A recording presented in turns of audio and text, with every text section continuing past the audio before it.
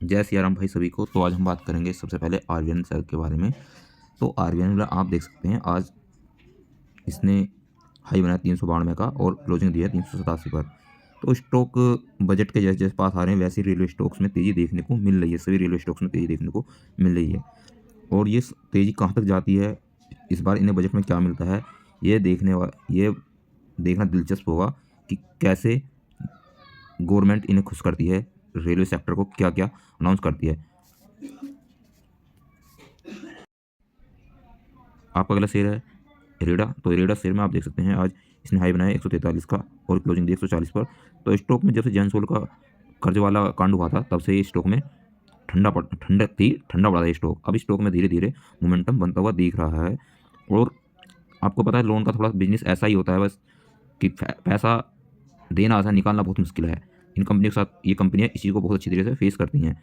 लेकिन फिर भी हमें लगता है आने वाले 5 दिन में देख सकते हैं लगभग 6.25% के रिटर्न इस स्टॉक ने बना के दिए हैं। एक महीने में आप देखेंगे तो लगभग 2.25% की गिरावट है।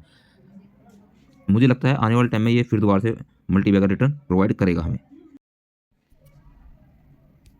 अब बात करते हैं हम IRFC के बारे में। तो IRFC में तेज़ी देखने को मिली, रेलवे स्टॉक्स में ज़्यादातर सभी में तेज़ी देखने को मिली आज। इसका मेन कारण है कि railway stocks zoom up to 12% as railway hike come into effect. जो रेलवे के किराए में बढ़ोतरी हुई है वो अब प्रभाव में आ चुका है, प्रभाव लागू हो चुका है। उसकी वजह से इसमें क्या हुआ है, बढ़ोतरी देखने को मिली है।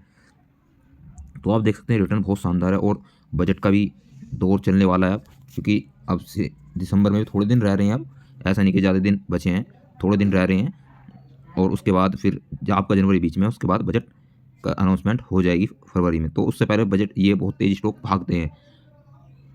अब देखेंगे इस बार इन बजट में कुछ मिलेगा या नहीं। आपका अगला स्टॉक है shipping corporation of India limited. तो इसमें जो टेक्निकल्स निकल कर आ रहे हैं वो निकल कर आ रहे हैं इसमें बुलिश के।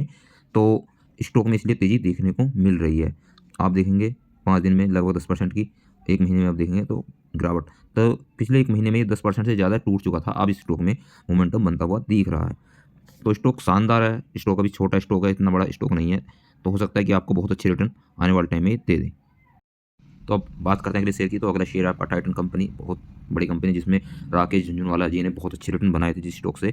इस स्टॉक में क्यों तेज़ी देखने को मिली आज, कंपनी अब लैब ग्रोन डायमंड उगाने वाली है। आपको पता है कि लैब ग्रोन आजकल डायमंड, पहले तो होता था कि नेचुरली बनते थे, लेकिन अब लैब ग्रोन डायमंड आने लगे हैं।